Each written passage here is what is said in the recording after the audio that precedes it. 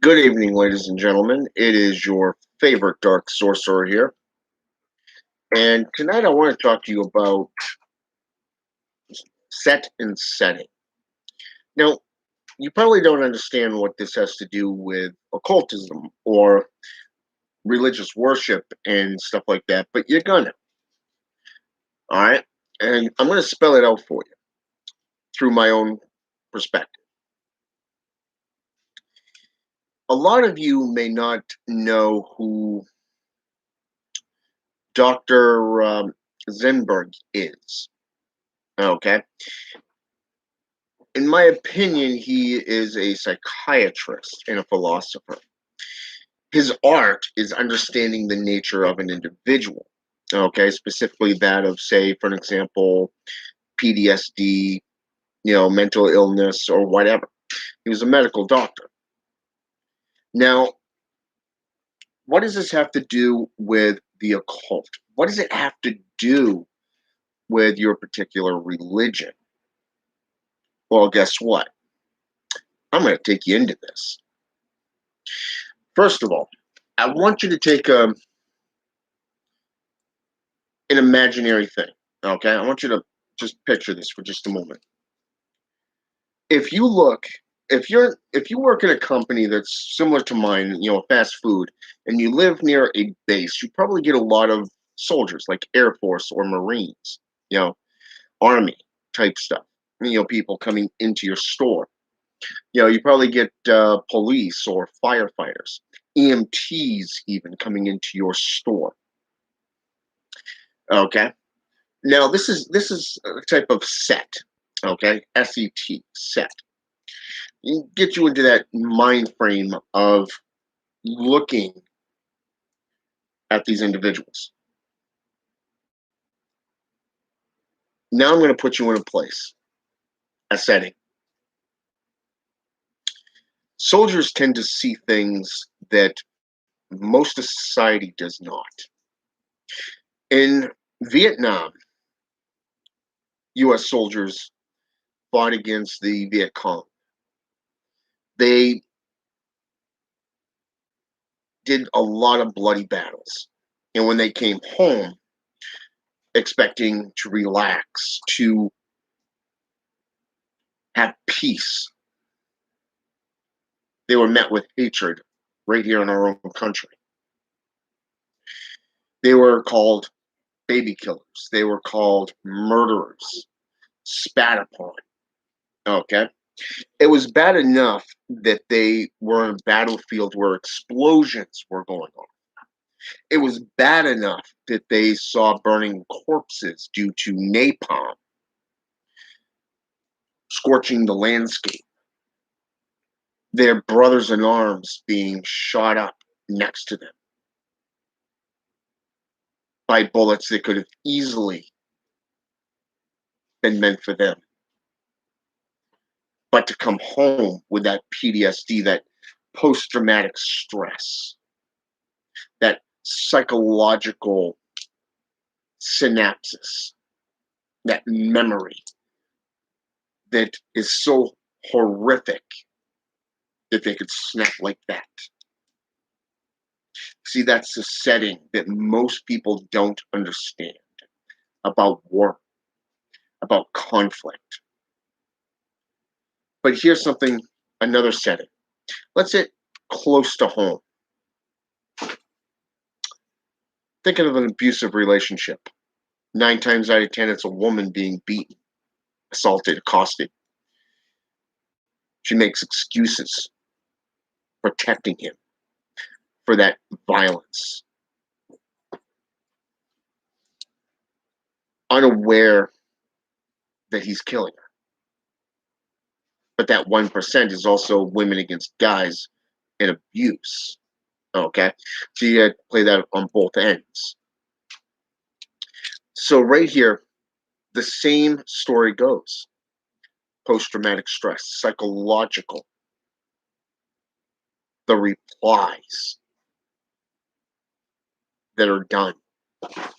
I'm sorry. It was my fault. What happened? What can I do? You see, it's that psychological reply that takes place in that type of setting.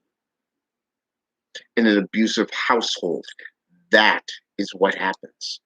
It is that psychological setting, which is the place I want you to be in. Because when we go into a ritual room, when we walk into that inner sanctum, be it a peristyle, be it a ritual chamber, a ritual room, you see the decorations, you see the altar, the candles, you get that whiff of the incense smoke, but more importantly, you see it surrounding the altar. Okay? The glow of the candles flickering on the walls. You see, it's that setting. This is what you're seeing when you go into your ritual chamber. And this is separate from your everyday life. Why? Because it's a setting, it is an event that takes place. Think of the solstice or the equinox. Okay? Think of these two, your own birthday, Christmas, Thanksgiving, Halloween, or even Valentine's Day. These are specific events that are carefully calculated throughout the year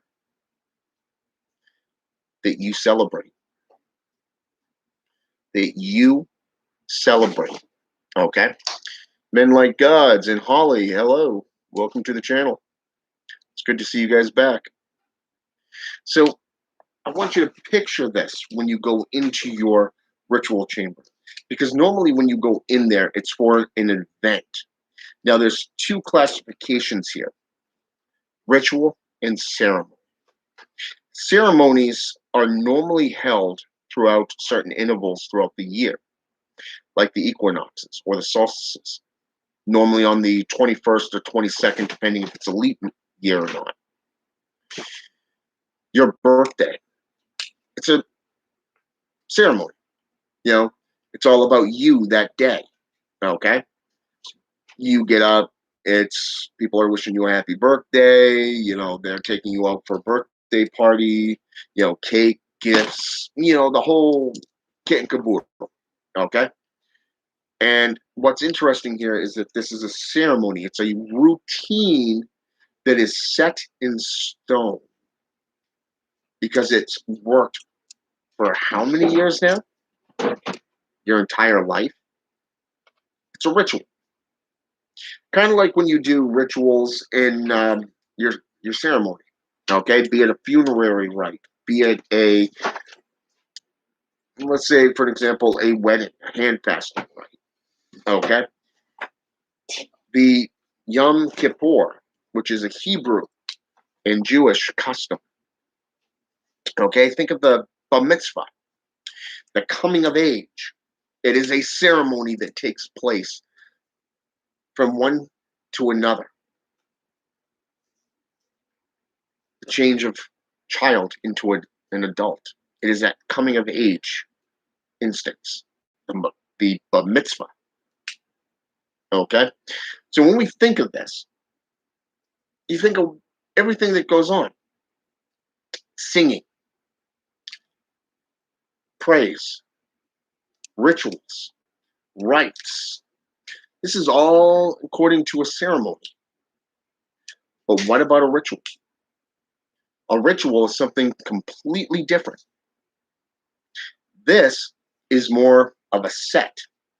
Okay? This is where you go in to your ritual chamber for, say, a curse, a destruction ritual, a compassion ritual, or a lust ritual. Okay? Now, these three categories can be broken down into a wide range of rites and rituals that you can perform as an individual, whereas a ceremony is normally done by a coven, okay? A temple or a church. So knowing the difference between a rite, a ritual and a ceremony, you see the differences. But here's the thing. Have you ever stopped to break these things down?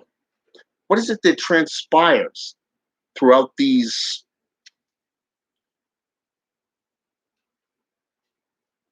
rites and rituals? Well, I'm going to read you something, and I'm going to break this right down for you. Okay? I wrote down a lot of things that you will see if you go to a church, a temple, if you go to a coven meeting, or if you just simply go to, let's say, for an example, a solitary witch, warlock, a voodoo priest or priestess, a palero, a marimberos, a satanist, a demonolate, whatever. You're going to see a lot of different characteristics here. So what I did was I ended up going over to my thesaurus in my dictionary by Webster, by the way. I believe I got these books back in 2010, I think, 2009. It was back when Borders was actually around before Books of a Million took over. So yeah, it's been at least a decade, if not more, since I got those books. They're sitting right up there on that top shelf. So, anyways, I pulled up some of these terminologies that you would see within your rites and rituals. And I want you to pay attention here because I want you to gain that insight between the set of your mind, your state of mind, to getting into that complete setting because these are two different things. Anybody can walk into a department store as an employee and go, okay, I got to put on that robe. I got to put on, have the athame and all this stuff put together, and I got to just do this and deal with all these customers. Okay, anybody can do that. That's your day to day job, right? But when you're alone and you go into your private chamber, it's something completely different, right? So here it is. The first word that I looked up, serve, meaning to serve. Okay, to work for as a servant. Number two, to do services or duties for, give service to aid. Okay, to give obedience and reverent honor to. Okay, now think about this for just a minute. All those who worship demons, who commune with demons when they pray, those in Voodoo or Hoodooism, when they're calling on the Loa or Pedro Mayambi and Santeria, Quimbanda even, when they're worshiping the Orisha, even the pagans and Wiccans when they go into their altars and they're worshiping the old gods, such as the different pantheons. They're giving reverence to these beings. They're worshiping in a state of servitude.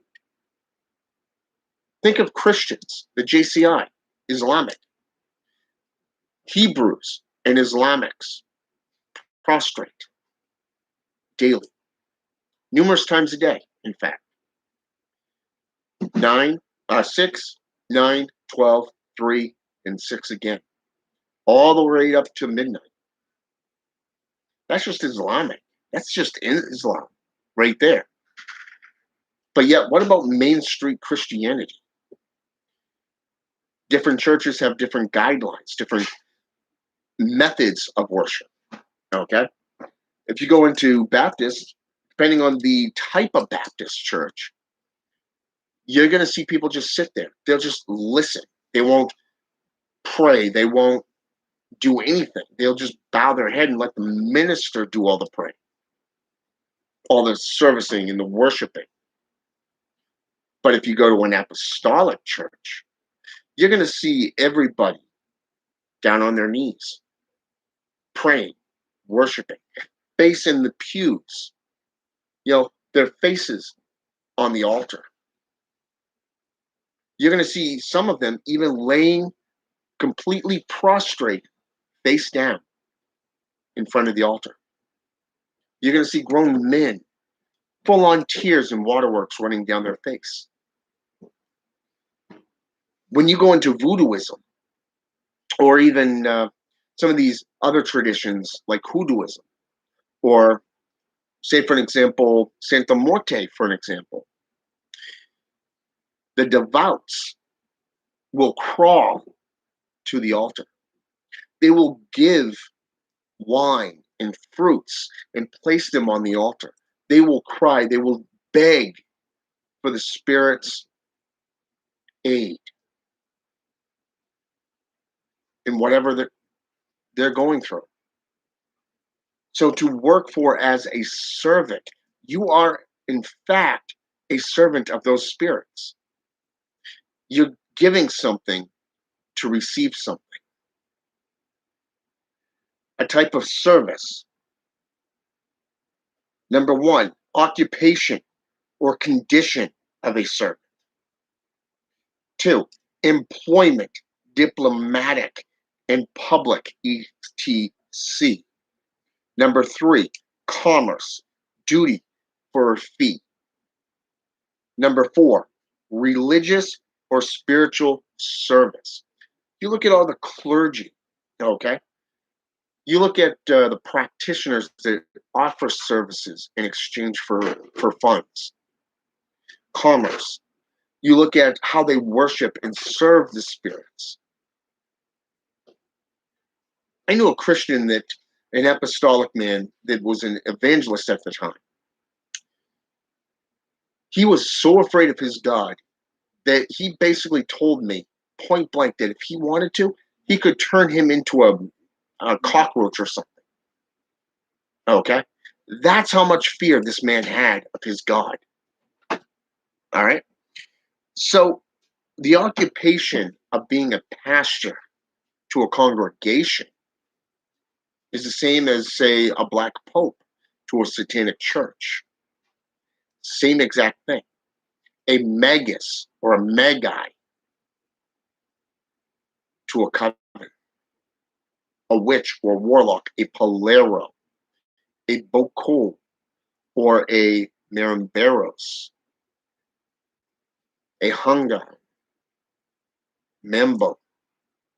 All of these are just titles given to practitioners who have been initiated into a particular style of religious worship. Their service is to those spirits, be it the demons, the angels, the jinn, the orisha, or even the Loa, Santa Morte even. It's a type of service. And they serve knowing that people are going to pay them for their services when it comes time for certain rites and rituals. They perform a job. Okay? Ceremony. A formal act or set of formal acts established by custom or authority as proper to a special occasion. Remember what I said at the beginning. All these different rites that can be taking place throughout the year. Number two, service or function at which such acts are performed, like a church setting, a temple setting, a coven meeting. These are people who perform. Normally, it's a priesthood that would perform these acts and rituals. They would have the priest, the celebrant, the sergeant at arms, whatever. It's right there. Okay. Ritual. Number one, a set form or system of rites, religious or otherwise. Number two, observation of set forms or rites, as in a public worship. Okay? You look at the Satanic Temple. Every time they've been in a court, what happens? One, if not more of them, are dressed in formal robes. And they sing praises to Satanas, to Luciferi. Okay? They worship through song. Okay? This is a type of ritual, and it's a type of public statement to the world. We're here. This is what we do. respect our wishes, respect our way of life. Okay? Number 3, a book containing rites or ceremonial forms. Okay? Look at the First Amendment. What makes up a protected religion in the United States Constitution? Okay? Number 1, you have to have a foundation, a church, temple, covenant. Number 2, you have to have followers. And number 3, a set of guidelines, such as a grimoire, the Ten Commandments, okay? Whatever. It is a doctrine that you and your style, your form follows. Okay? And number 2, of religion and devotional form of supernatural beings, either spiritual or supernatural beings. Okay? Now, what did I say earlier? Religious worship of these spirits. Very fascinating to watch true believers and devout people, really hardcore individuals within their particular faith or religion or philosophy that do outlandish stuff. Okay? Eating glass, for an example. The Bokor out of Haitian Bouddha. You can go onto YouTube and look that one up. There's a whole kinds of religious diehards out there that have done a lot of things through religious worship. Okay? Now, what does worship mean? To honor a spirit, entity, or supernatural entity. Number 2, extreme devotion or intense love of a deity through homage. A devotee, a person strongly devoted to someone or something. Number 2, a religious zealot. Okay? Number 3, devotion, religious worship. One or more practices within prayers, rites, services, etc., within devoted commitment. Have you ever wondered why most Christians will only strike once and then you won't hear from that one again? But yet they have an endless supply of sentinels that will continue to hound you. I did a video about 3 weeks ago on John Ramirez because I was asked to. To this day, I am still getting Christians calling me names such as devil, antichrist, evil, and a demon. Okay? Some say I need to be saved. Others, well, you can only imagine their comebacks. Okay? But it's only brainwashing within that form or style. Now, every style has a form of brainwashing. Every single one of them. It is a certain guideline that you're trained in, that you're indoctrinated in, and initiated into. Okay? But a lot of people don't realize that. So, what is a devout? Someone who is, one, very, and how should I say this, very religious or peons. Number 2, showing reverence. Number 3, devotion to one's faith, religion, and belief within within tenets. Okay? Ritual and ceremony are seen as important days or times of the year, like the Yom Kippur, the birthday, Easter, equinoxes, solstices, and such. Okay? So when we get into a religious guidelines, we notice every practice having a different doctrine. Some of them are similar. You look at, say, for an example,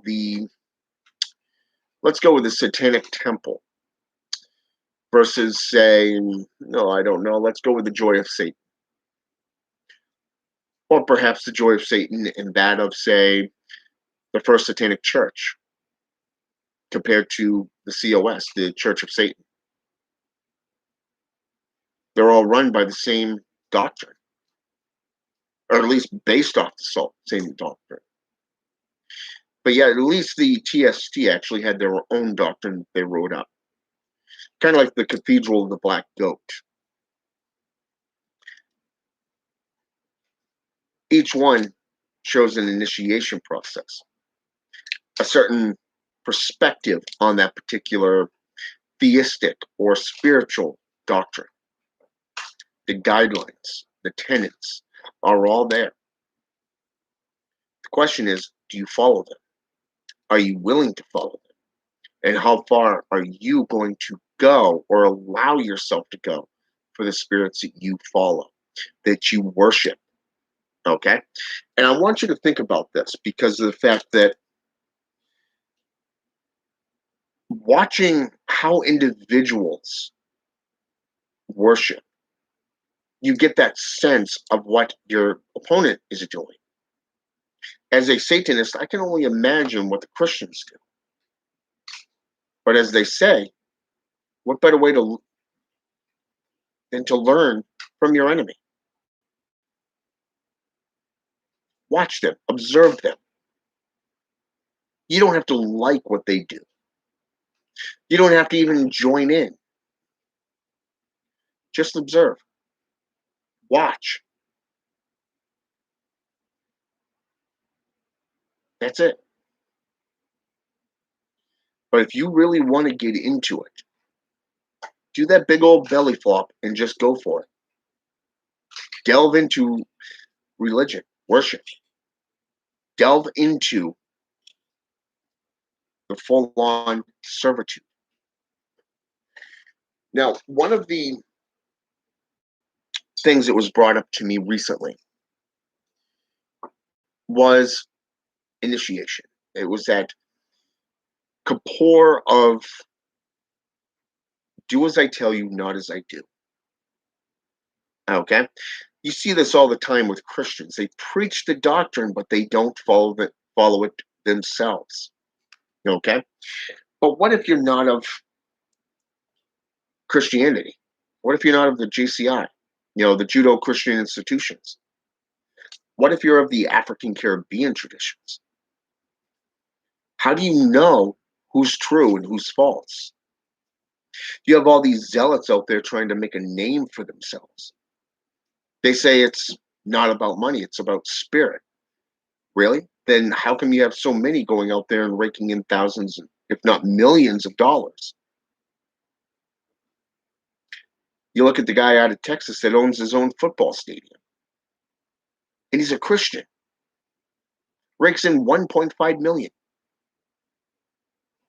You go on to the Northeast, Michigan area, Ohio area. You have a Christian there, a Baptist. He's a bishop. All kinds of churches, and he rakes in thousands of dollars.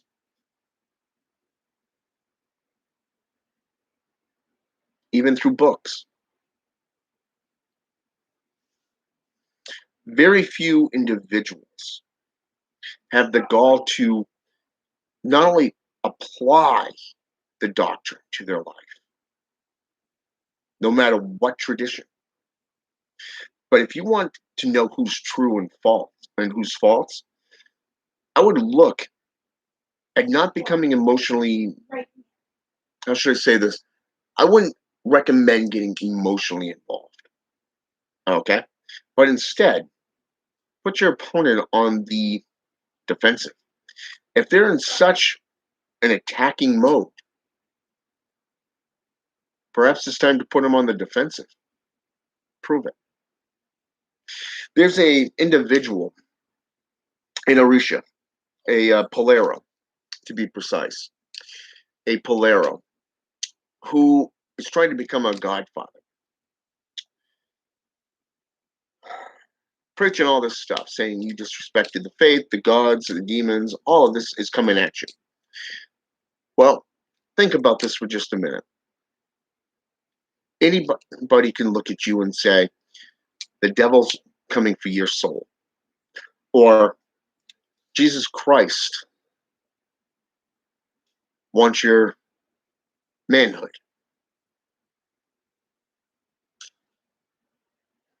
I'm a better mage than you.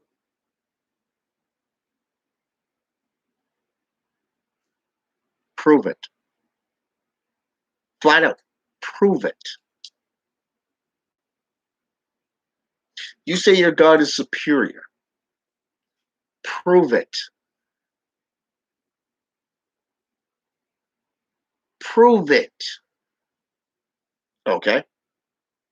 You see, a devout will simply spew what they've been taught, like a good little devotee.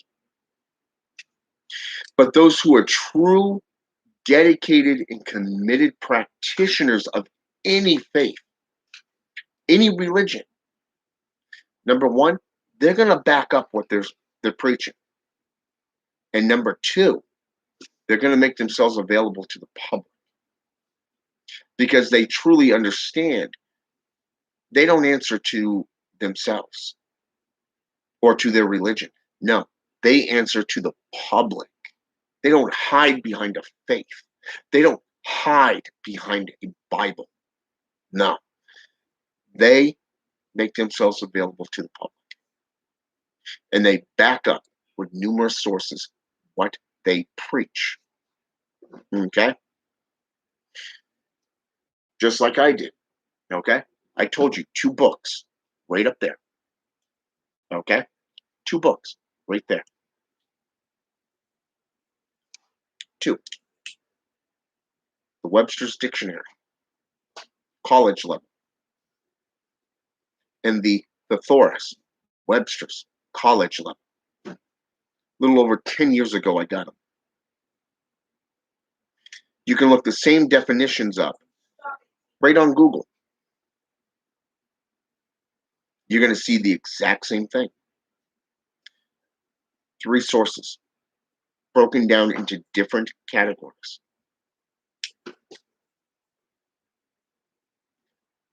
You want to know who's spiritual? Let's go JCI right now. In the Gospels, I believe it's Matthew 7, if I'm not mistaken, verses, I want to say 8 and 9, if I'm not mistaken. I may be mistaken, so don't hate me for it. And don't take my word for it. Where it says, lay your treasures up in heaven, not on earth.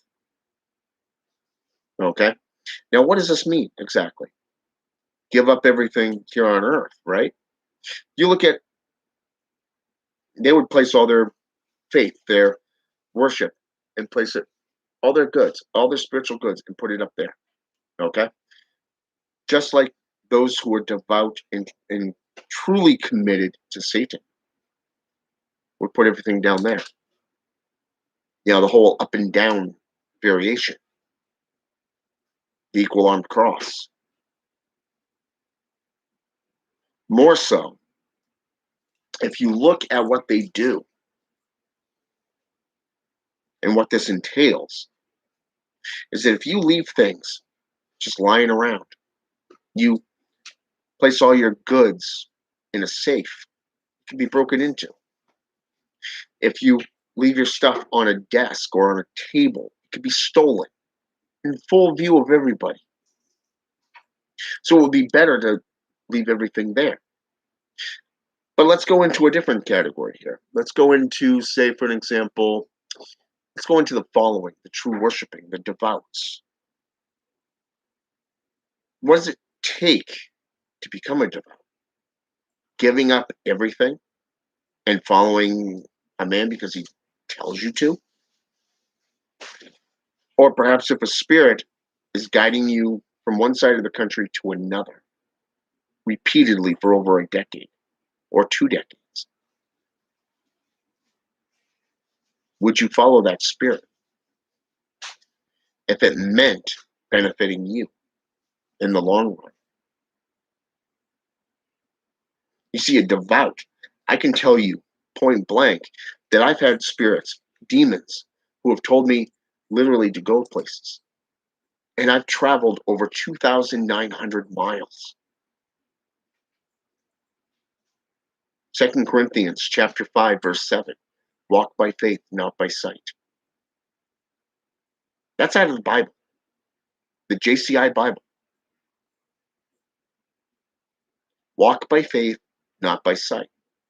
I went by faith and I traveled 2,900 miles. Not one way, but two ways. And then again, in less than a year later. And again, lessons that needed to be learned. But if I hadn't moved to Texas, I wouldn't have my baby girl Bella with me today. You see that faith, such devout worshiping. I can spend hours in my ritual room. I can drive over 16 hours one way before having to pull over. Faith, devout worship, and taking the Spirit by its word. That is worship. That is commitment. Opening yourself up to the possibility of possession. The Catholic Church broke witchcraft down into 4 levels: witchcraft, necromancy, divination, and most importantly, possession. Okay? Witchcraft was your most basic thing. It wasn't the witchcraft that was the threat. It was because they were easy to control. Necromancy was forbidden and consumed as number 1 on the 7 forbidden arts. Why? Because you communed with the spirits. And anyone who was able to commune with the spirits learned the truth. You remember Genesis chapter 3, verse 5? For God knew that if thee eat thereof of the tree of life, of good and evil, that ye will become as gods, knowing the difference between good and evil. Become like gods, knowing the difference between good and evil. Talk about the fruits of your labors.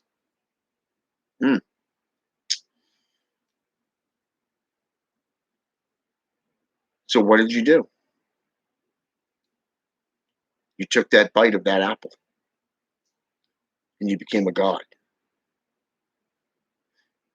That is religious worship. That is faith, knowing that you will not die, but that you will live.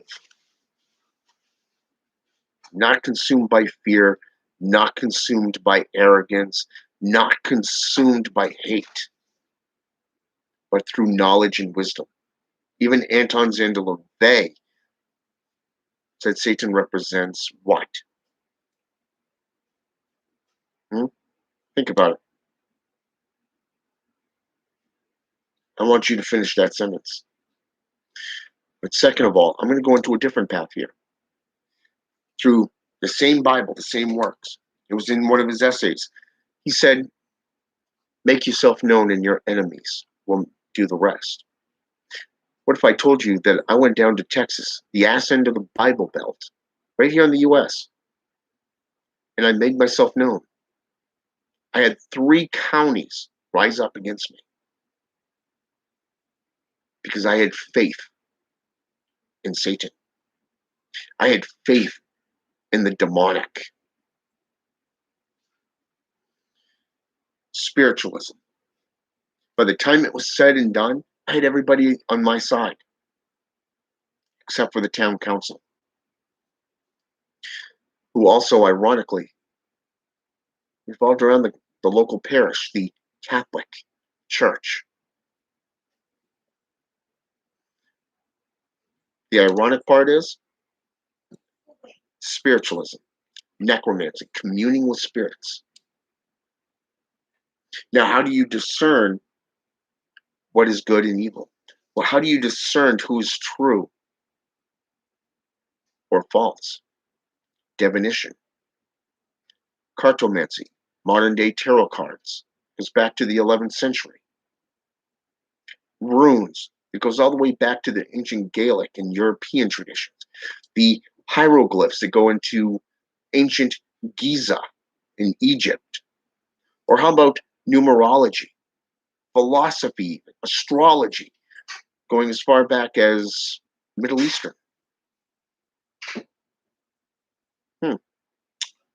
All things could be used to tell past, present, and future things. You can use a deck of tarot cards to simply ask the same question in different ways and find the answers. You find the answers to your questions through cartomancy, through divination. Doesn't matter if it's this talking board, doesn't matter if it's a mediumship, doesn't matter if it's runes, a pendulum, or even a deck of cards. How about tea leaf reading, palmistry?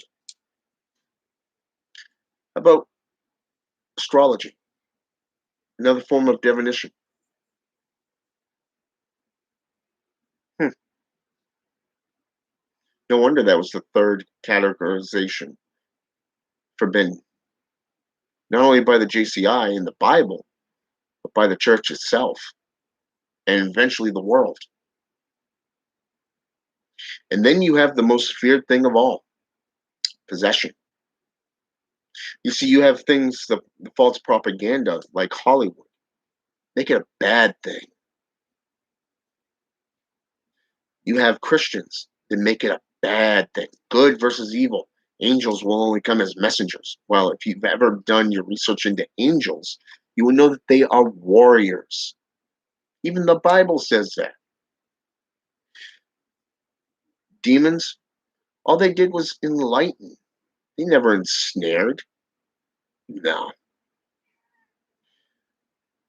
I'm not saying that a few may be forced upon someone, like the one story of the blind man, the mute and deaf man living in the cave by a lake, where the spirits went into the swine and ran into the Jordan. Hmm. That was one altercation. But most people don't get into the old texts, such as the Mishra, the Jewish Haggadah, the Talmud, the Egyptian Book of the Dead, or even, say, for an example, the Dead Sea Scrolls, the Book of Tobit. Now, to these people, all of these entities, all 15 of these entities, if you're not of God, then guess what? You are Satan. And to most of these individuals, guess what? All these beings is one being called Satan. They actually did their homework. Each one of these beings existed long before Christianity even came about. Second of all of these beings were in the region where Christianity was trying to conquer. I don't see any other religion being waged in the name of a god. Don't see it in Wiccan and pagan traditions. But if you want to talk devout, let's look at the ancient Gaelics. The Roman Empire moved into the Welsh, European countries. Yet, didn't matter how many times they squashed these people, their little rebellions, more rose up. Why? They had faith in the Druids. Before one general got wise, and he says, "Well, we engage over here. Let's go sneak over here into this country and kill the Druids." Oops, little loophole there. See, that was tactician, military strategy. But the point is, these people believed so much in the Druids and in the spirits, just like those in Voodoo, Santeria, Halo, Monty, Mayumbi,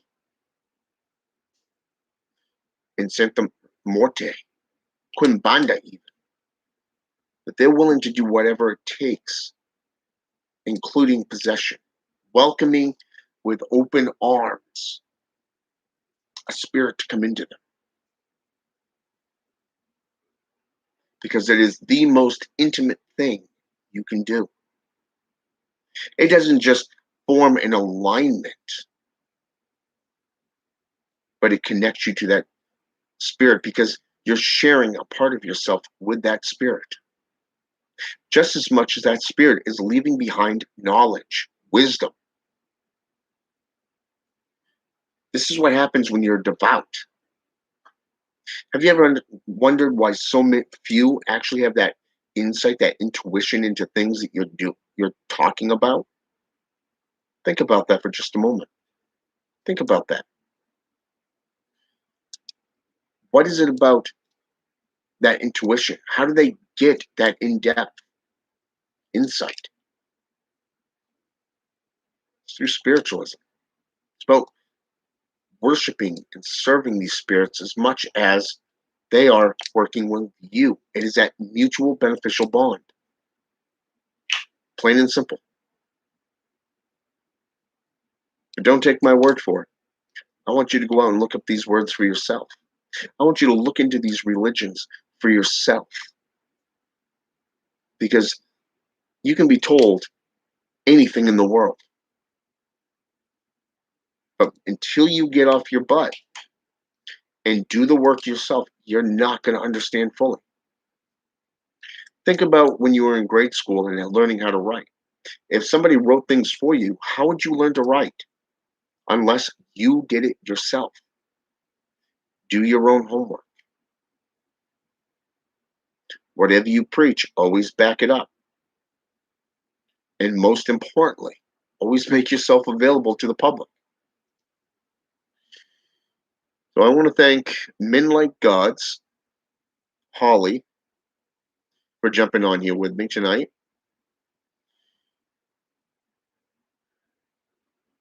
Basically, Men Like Gods, they know their God is a paper tiger. It is why they fear us. Indeed.